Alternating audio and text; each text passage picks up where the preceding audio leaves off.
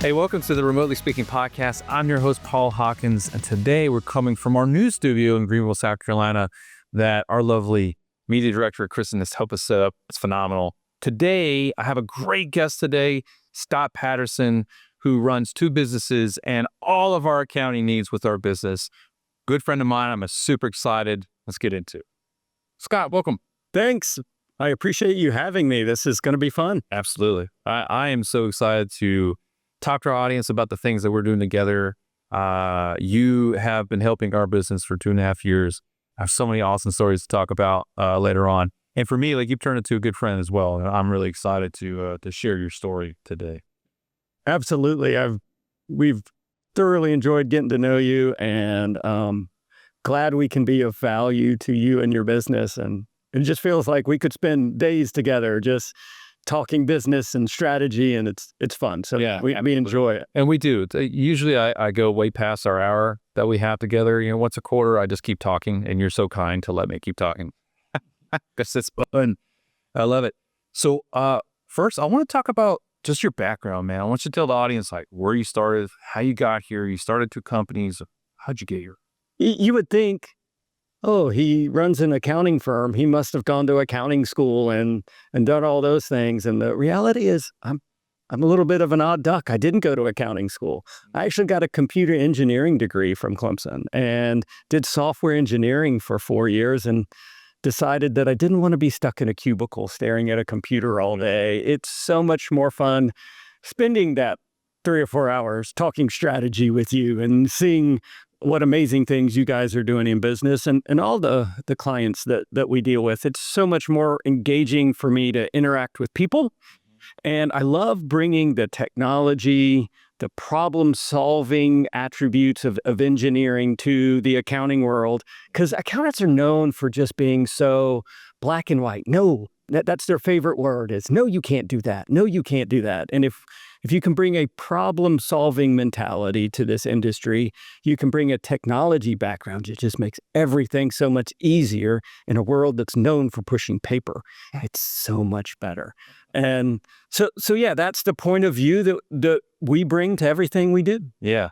So we talked about, so you have this computer background. When did you decide to start the businesses that you own now? And when did you do that? It was 20 years ago. My dad and I decided that it would be fun to learn the tax game, start working with people. And so we went around and went to a tax course and learned how to do that, and taken accounting courses and taking compliance exams and credentials, and all that kind of stuff to become really experts in the industry. But a lot of it is self-driven and self-taught, right? And, absolutely did what we had to do to pass IRS exams and all that sort of stuff to make sure we're properly licensed. But yeah, 20 years ago, we started doing this and jumped in together, and what a journey. How about that? So let's talk about business first. We're going to talk about outsourcing and lots of other things for the audience, but I always like talking about business first. So you've been in business for 20 years. Can you tell me some of the key things that you've learned that you didn't think about when you first started? It's super easy when you get into business to try to do everything, right? You become the chief everything officer, right? The CEO. And I talked to a client this week and I said, so tell me what you do for the company. And he proudly said, I'm the CEO. And I said, oh, that probably means you're the chief everything officer. And he kind of laughed and said, yeah, so, I sell, I clean the office, yeah. I hire, I fire, I pay the bills. How many hats do we have to wear? And one of the things that I think, quite honestly, mistakes that I've made over the years is embracing that and not asking for help and delegating and outsourcing and doing those sort of things. Opportunities have been missed because, heads down, not head up, seeing what needs to happen. I had an interesting interaction with a Chick-fil-A owner. We've worked with several of those, and I'd worked with a few restaurants at the time. And so I called this guy and said, okay, let's meet and let's chat about your needs and see if this is a good fit. When would be a good time? Maybe I could come by, I don't know, 3 o'clock sometime. I'm thinking lunch is at noon, dinner is at 5 or 6. And Sure. so right in the middle of that probably be the downtime. And he said, no. I went, no, that's actually a story I've heard from every other restaurateur that I've talked to. And he said, no, you misunderstand how an entrepreneurial restaurant should work. Right? He says, I don't serve the chicken. Yeah. I train the team. And so at 3:00, that's when I train the team. Come by and see me at noon. The team is serving the clients. Yeah. Well, isn't that a role reversal from just what I felt? And so if you could take that to any business and say, no, my job is to train the team. Yeah. Their job is to serve the customer. That was just such an educational moment for me. Do you feel like it was a pivotal moment for you in your business with how you approach the team and growth? 100%. It's mindset shift, right? It's not what you just naturally think. Most people don't just wake up and think that way. You've got to see that modeled somewhere. And Patrick was the guy who did that for me. And I won't forget it. I'm going to interject for a moment and talk about your good graces. So you did that to me, actually. So 2.5 years ago when we started Sidekicks, you were one of the first people that I spoke with, if not the first person I spoke with after we formed the company. And I distinctly remember you talked to me kind of like a good dad. And you said, you almost called me son. It was great. He said, Paul, and I heard son. That's all I heard. He said, this is going to be the smartest thing you ever do.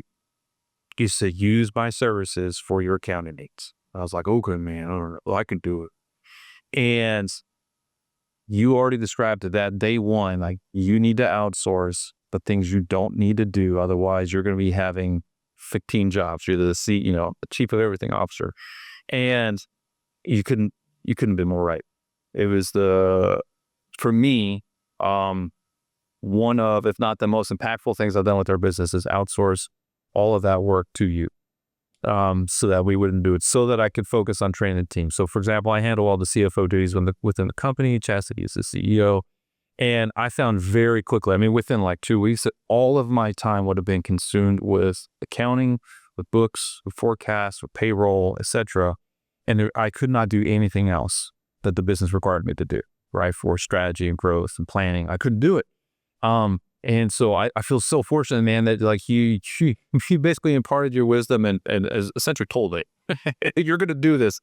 And I haven't looked back, man. Like, so you're right. Thank you for learning that later on so I could learn it early. I appreciate that. Absolutely. Yeah. I love hearing stories like that, how we can impact folks like you. So I'm glad I could share that experience.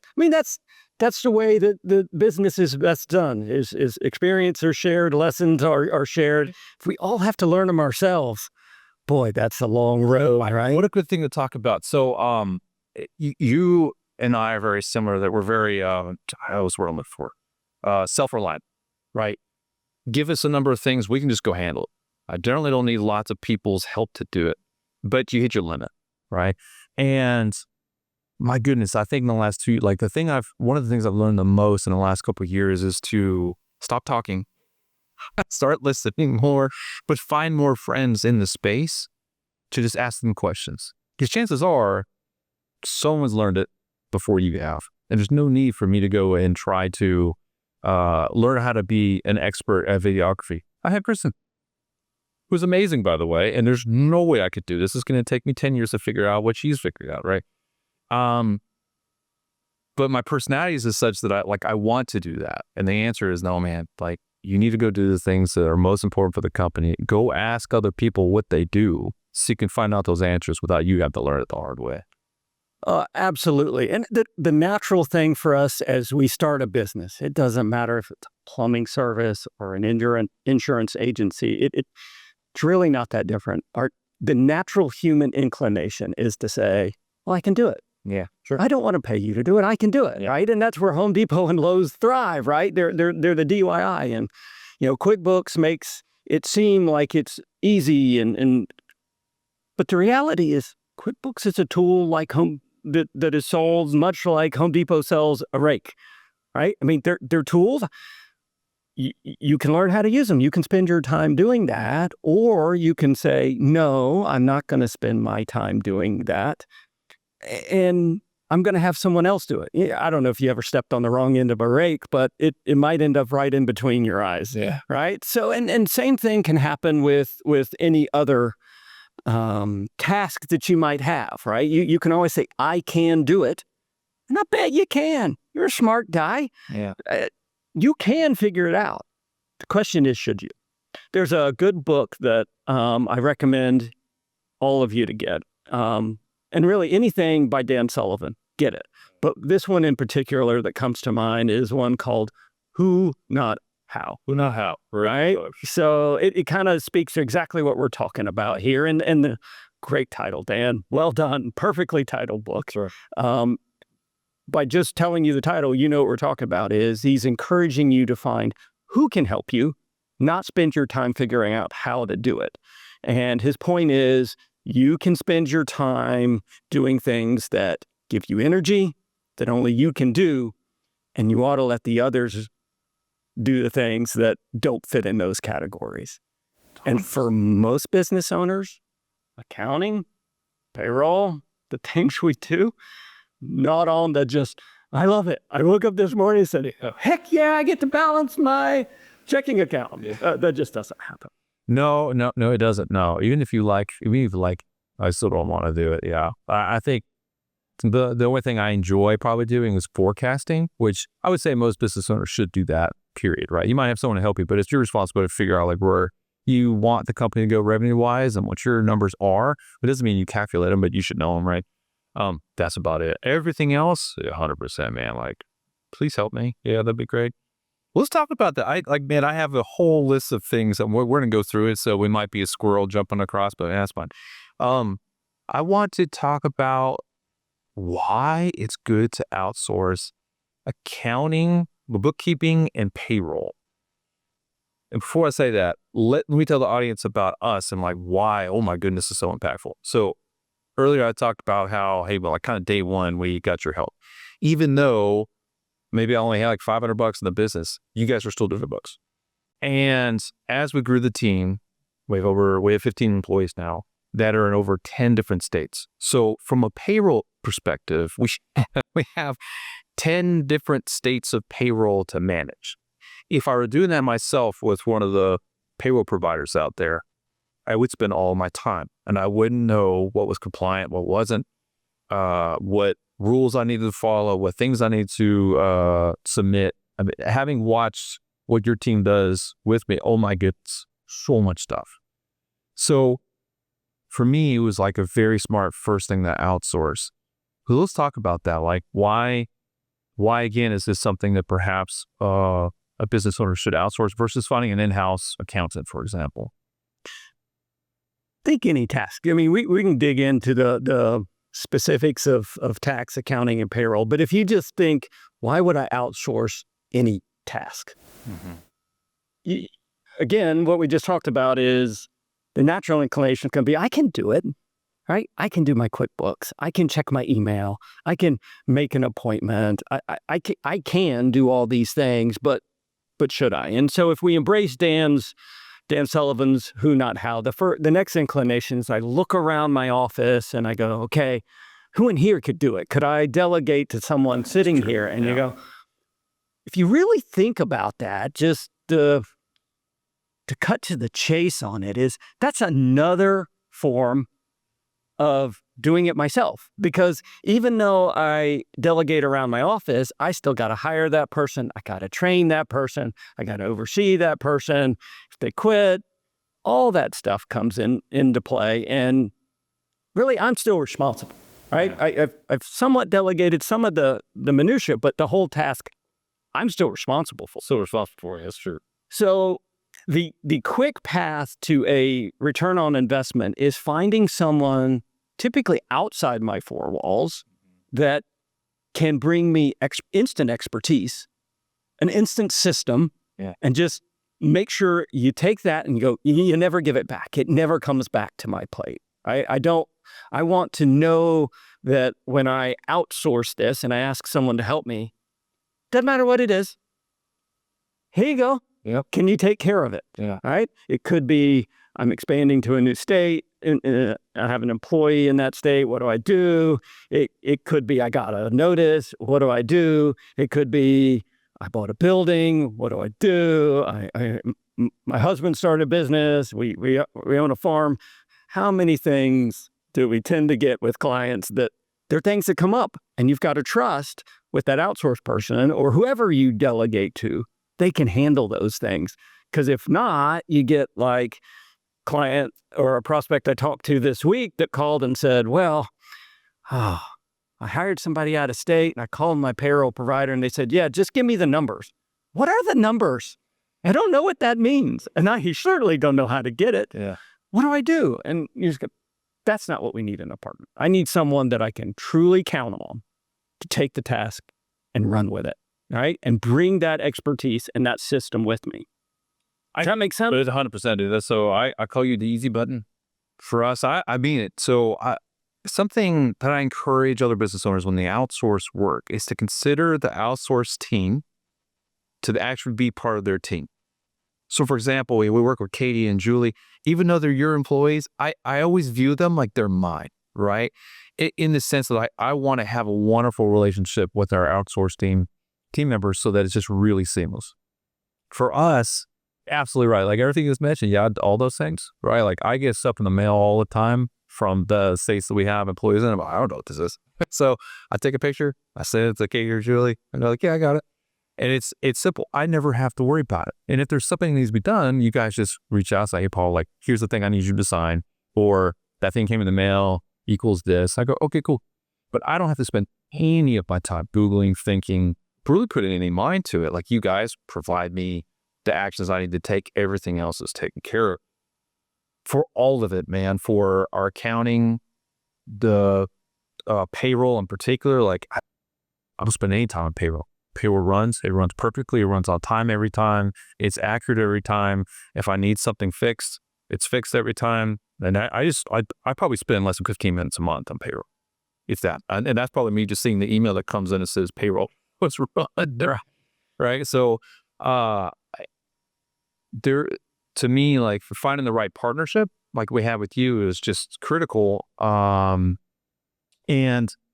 from a what you guys provide for price standpoint, like man, it's like such a multiplier for our business, right? Because like I said, I would have to have you and 3 others for all the things you're doing, and that's a tremendous amount of payroll on my own books, right? Whereas for me, it's a set fee with you guys, and you guys provide amazing service. I love it.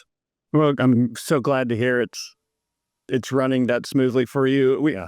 We strive to make it be the easy button, right? So and that's part of my engineering mind is always, how can we make this easier? Whether it's communication, computer automation, all that stuff, that is a constant for us is how do we make this easier? Because I know it's not the thing you want to do. You want us to do it, and you want to be able to run your business, do what you need to do. And it's interesting. Payroll, if we look at that specifically, you think, wow, it's super important that my employees get paid. I want to take care of my employees. There is nothing or very few things that can lead to employee dissatisfaction faster than problems getting them paid, right? Yeah. So if we talk about it in that manner, you could easily say, I need to pay a lot of attention to this process. Yeah. It's super important. I don't need my team mad. I don't need my team quitting. I had to pay a lot of attention. But the reality of payroll, I don't want to pay any attention to it. No. I don't want to spend time there. I've got other things. And the beauty of it is set up correctly. All of that attention that should get paid to it, sometimes does get paid to it, can be automated and taken off your plate. And a well-done payroll, you shouldn't think about it, right? So challenges are handled in terms of notices. You think benefits, there's a lot of times we will do a payroll audit for clients. How is it running? Could it run better? That sort of an audit. We're looking for ways to make it better. And we'll find out, you have a retirement plan, but you manually have to take payroll data and send it to the retirement company. No, we got to figure out how to automate that. That can be done in a lot of cases.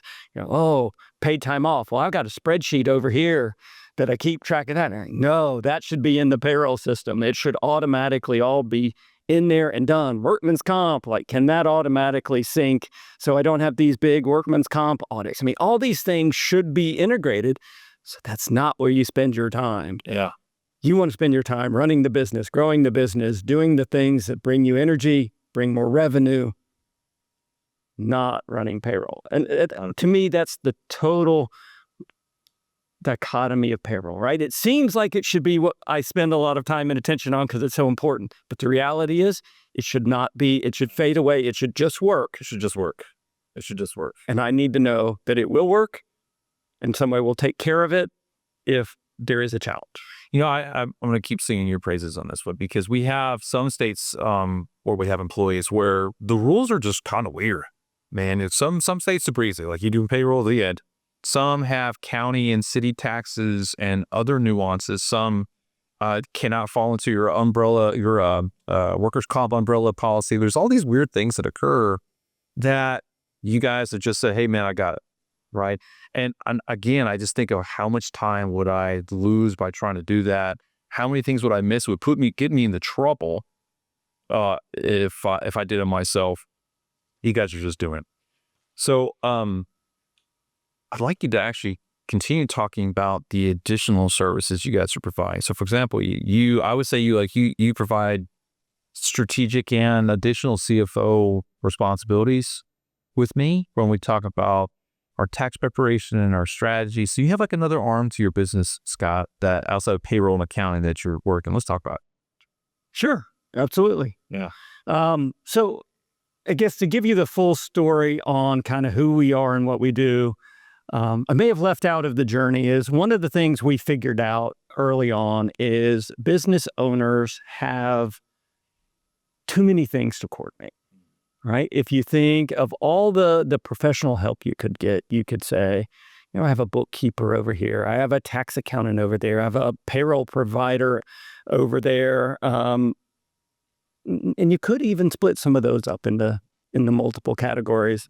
Maybe I have a person doing paying my bills in my office. And you could really multiply these out. And the more you spread it out, the more you become the coordination point, right? And then so the thing that we figured out is if we can centralize a lot of that, we can take the effort that you've got to put forth to coordinate those and eliminate that because we can talk to ourselves fairly well, right? Yeah. I mean, we can communicate with ourselves and within our office. So you tell your story once and it gets handled, right? So, yeah, my bookkeeping needs to be a certain way.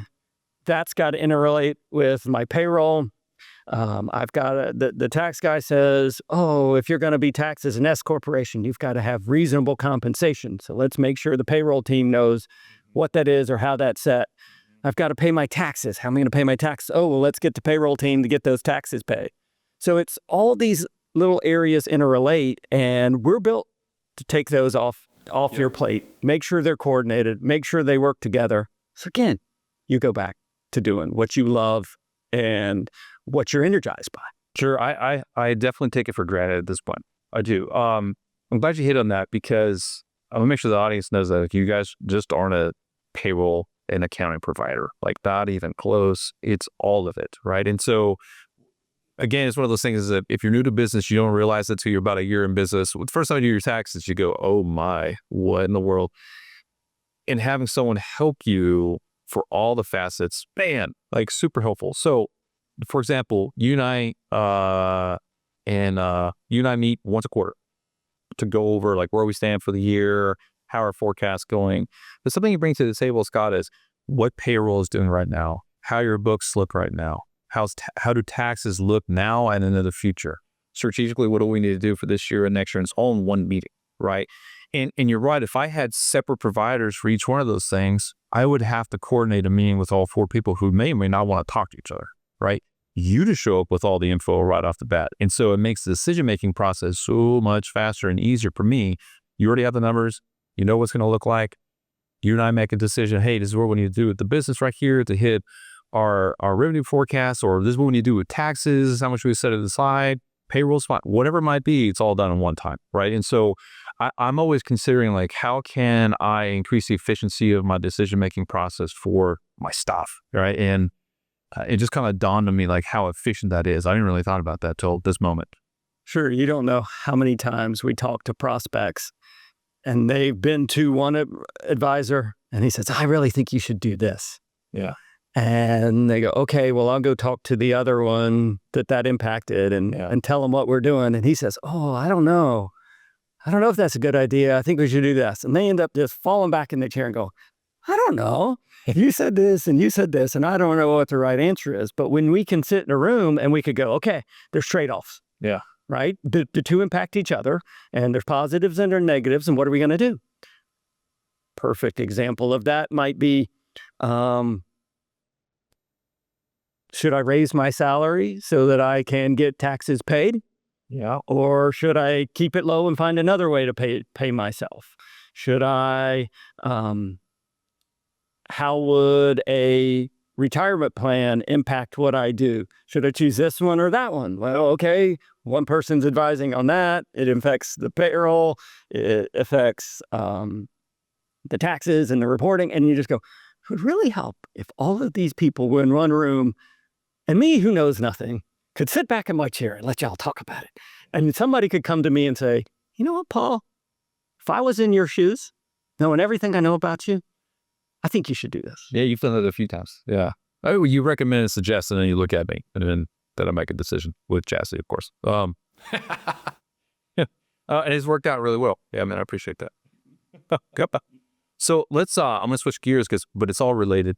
So recently, as something we provide in our company, our executive assistants, Scott, I had this discussion. You just got a new executive a few months ago, within the last year, right?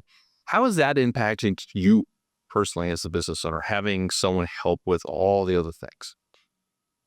I had to be convinced to do this. Yeah. I would listen to podcasts like this, friends, whatever. Like, you should do that. I'm going, man, I could do it.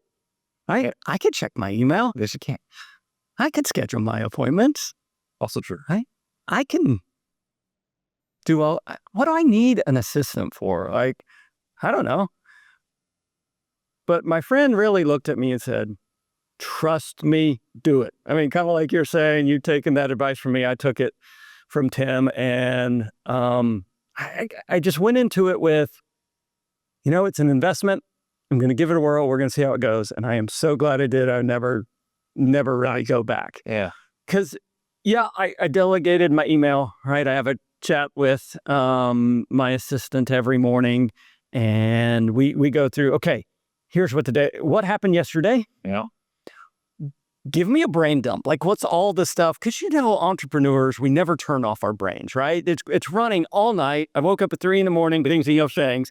So brain dump. Here's all the things I thought about. I need to schedule this, and I don't want to forget to do that. And I know now's not the time for this, but put it on the list. So we have the brain dump, and they says, okay, here's your day. Yeah.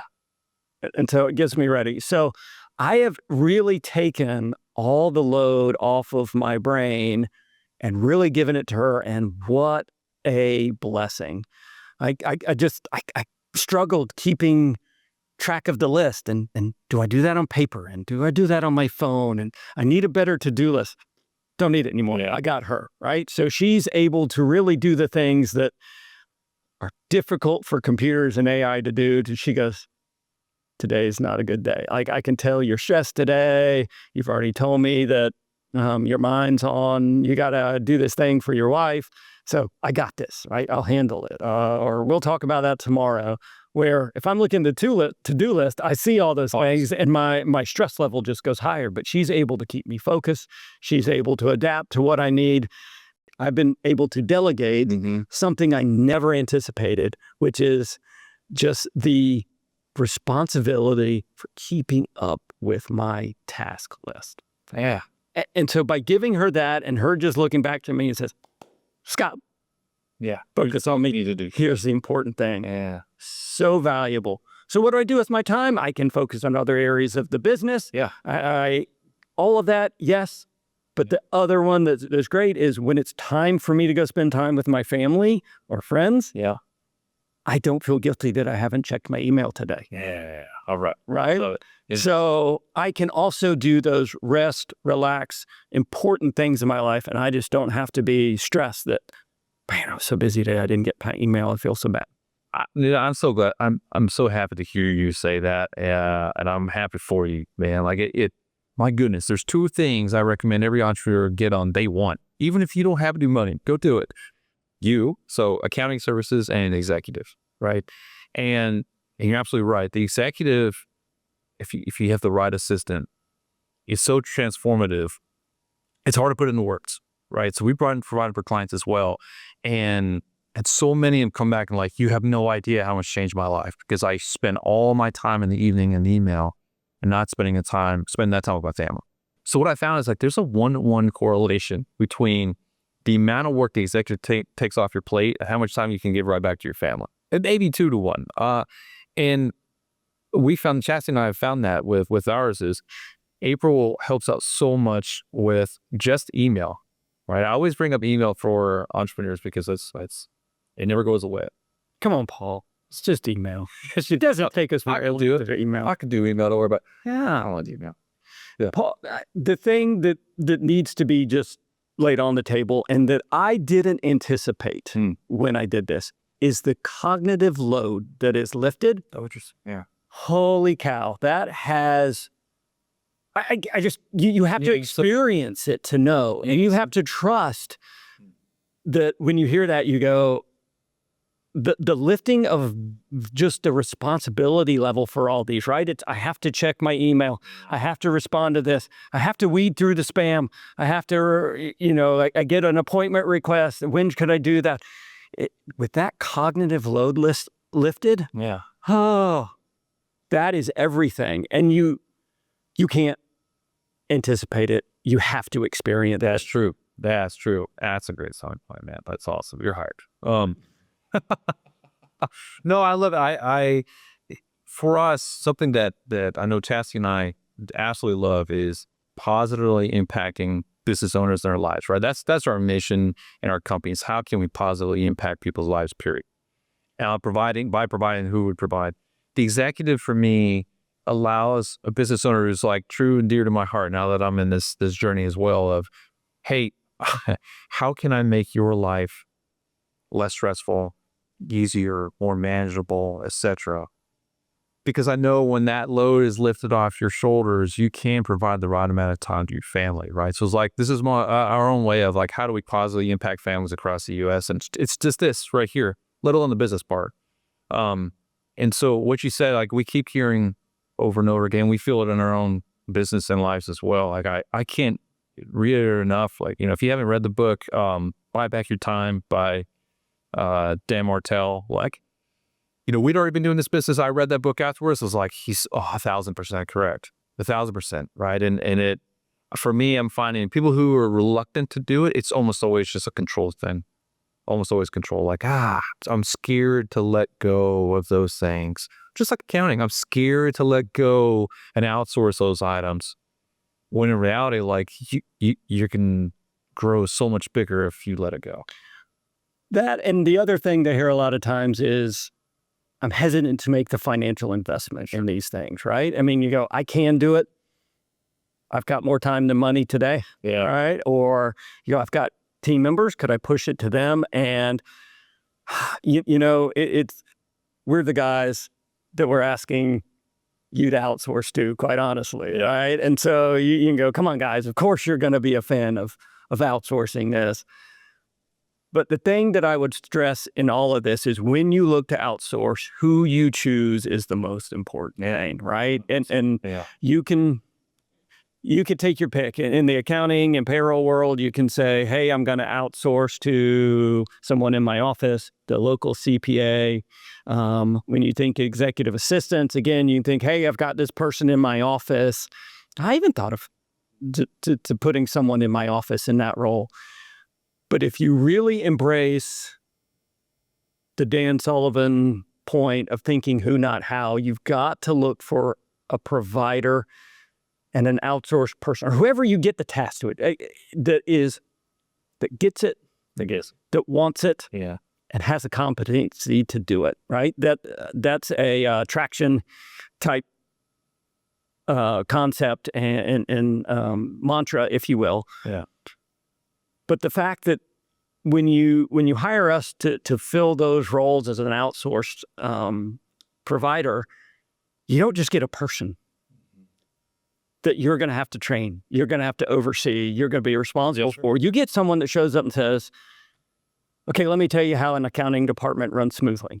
Let me tell you how payroll goes well. This is the way we do it. Yeah. It eliminates mistakes. It makes things very smoothly, run smoothly.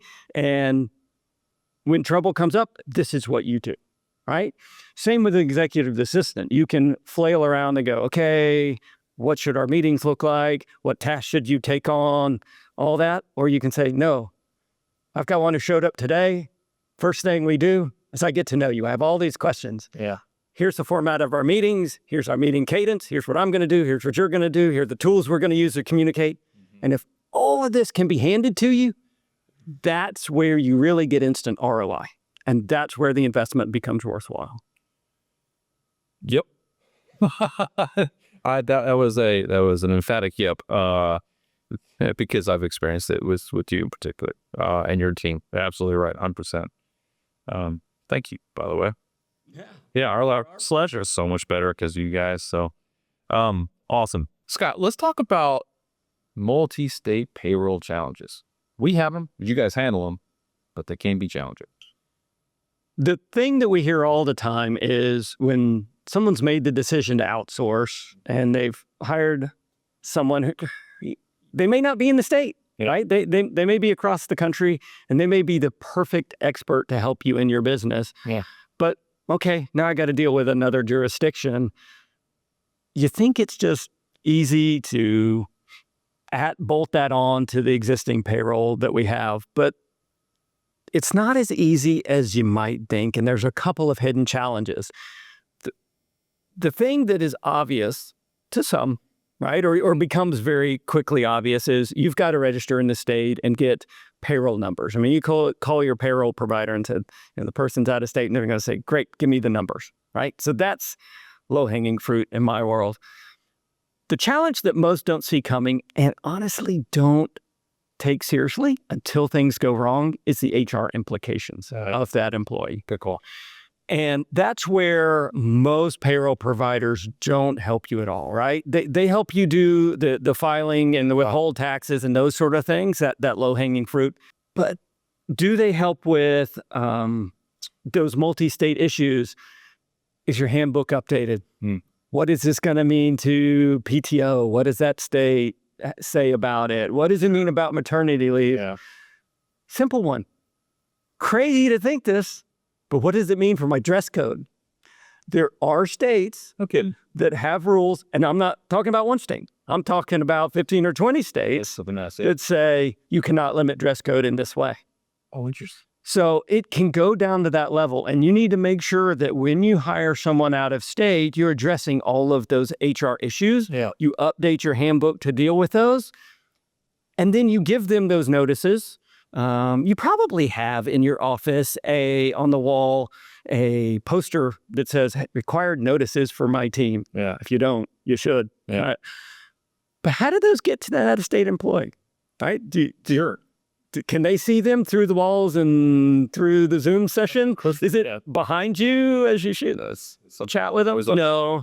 So that's another thing where it's real easy. We have that available remotely, and we make sure all those little things are tied in. So not only do you get taxes withheld and forms filed, but all those HR things that you really have to do to be compliant come in.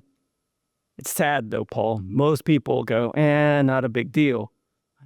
It's like insurance, really, right? If you're familiar with the insurance industry, you go, any insurance agent's going to go, bad things can happen. You don't right? until you need it. Yeah. Right? And the client sits back and go, I don't want to pay that much. And I don't know if I need that much. And the insurance agent sitting there going, I've seen the bad thing happen. Yeah. This is really protecting you. Same thing we're talking about here, right? Is when it goes bad fast. Yeah. And so having all these HR things in place, while it doesn't seem important at the time, huge protection for you, the employer. That's nuts. 100%. Like I've seen those notices and emails come in through on my end, right? And certainly since we have 10 different states like this, 10 different states worth. And I have seen, you're right, a number of really interesting, I would almost call strange differences compared to where we are in South Carolina, for example. I don't want to take care of those and manage them, right? Like I'd rather you guys tell me these are the things you need to do. And I go, okay. Yeah, well, anything that we're not used to is strange to us, right? It doesn't matter where you're from, where you are, but it's just not what you're used to. It's strange. And you go to any other state than the one you're in, it has strange stuff. It does. It's just the way it works. Yeah, yep. I can think of a few. They're unique. So I'm going to switch gears real quick, man. We're going to talk about kind of our journey to now. If you could pick out one or two people that have been the most influential to you in your business journey, who would that be and why? The number one thing that I've done well is I've found other accountants to be friends with, to pour into, to spend time with. So, and what I'm advocating here is not for you to spend time with more accountants. We're kind of boring, if you will.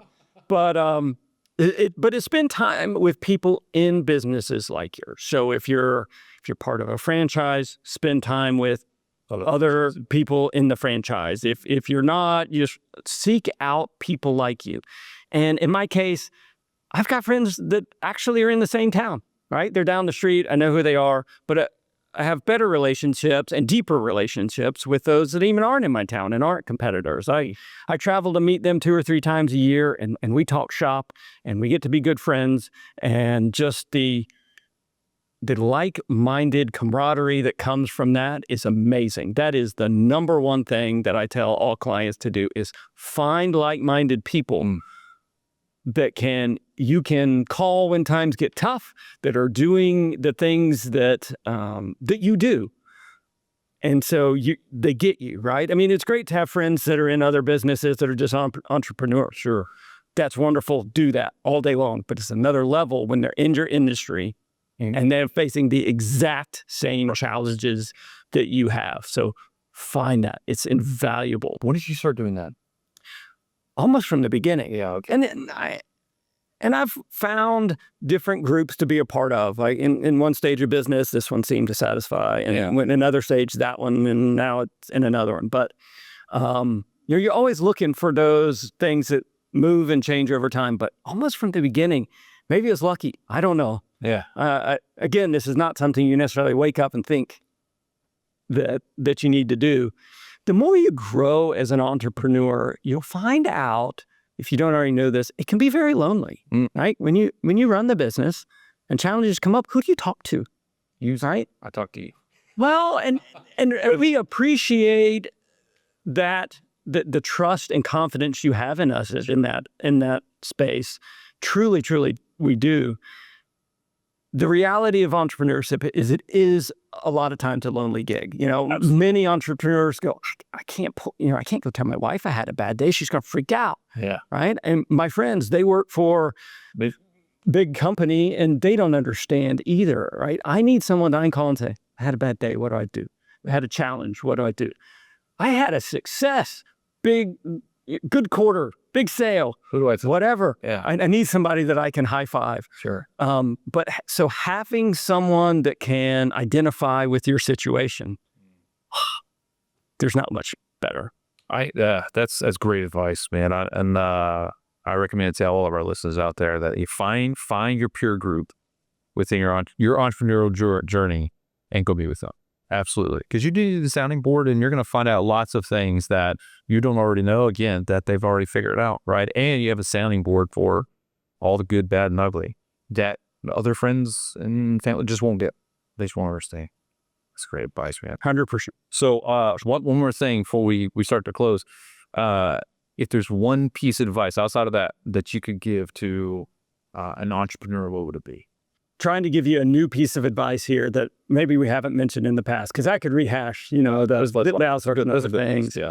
I would say don't focus only on revenue, right? It's pretty easy in especially service-based businesses to really just focus on revenue. And I just want revenue to come in, and I'm going to let that really lead what I do, right? I just focus on that. I don't watch expenses as closely, right? It's not that I don't pay attention how much rent is or is there money in the bank? I mean, a little bit, but do you really pay attention to the big picture and know how it's going to work out?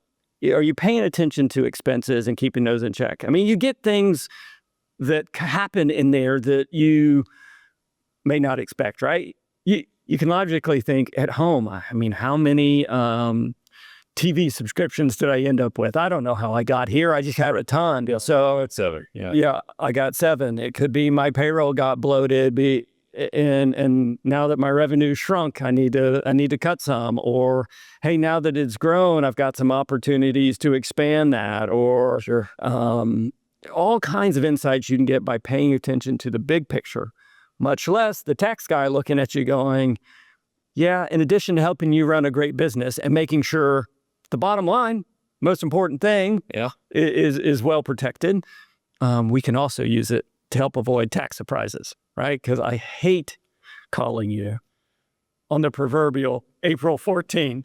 Please, Other way. They're going, oh, you owe a chunk. Yeah. Can you pay it, right? But even if it's February 2nd, nobody likes a multi-$1,000 tax surprise, right? So we can use those to plan and scheme and strategize. What are we going to do to make it smaller? Can we take some action to reduce the amount you owe? At the very least, start getting some payments made. All right. So I guess that's the big takeaway is don't pay attention to just the top line of revenue. Pay attention to all the expenses and use your financial statements that you should have every month to strategize and plan what's coming. That's a great segue, man. And that, again, for our listeners, that's exactly what you and I do together. And certainly every quarter as we make those adjustments. You have your viewpoint, which is really very helpful. I know with Jesse and Neela, where we want to go with the business and the two come together. And so having a partner and again to do that, just massively helpful, right? Because you do keep us on track. Like, hey, I think these things are coming up a little, so those are good. You can probably reinvest here, and it's a friend in the game essentially to make better decisions, right? So yes, I agree. So look at your expenses and get a Scott. Absolutely. So for our listeners out there that want to get in touch with you, Scott, where can they go? The easy place to find us is our website. The company name's Core Financial Resources. Again, we're in Greenville, South Carolina. If you're looking for it, the website is corefr.com.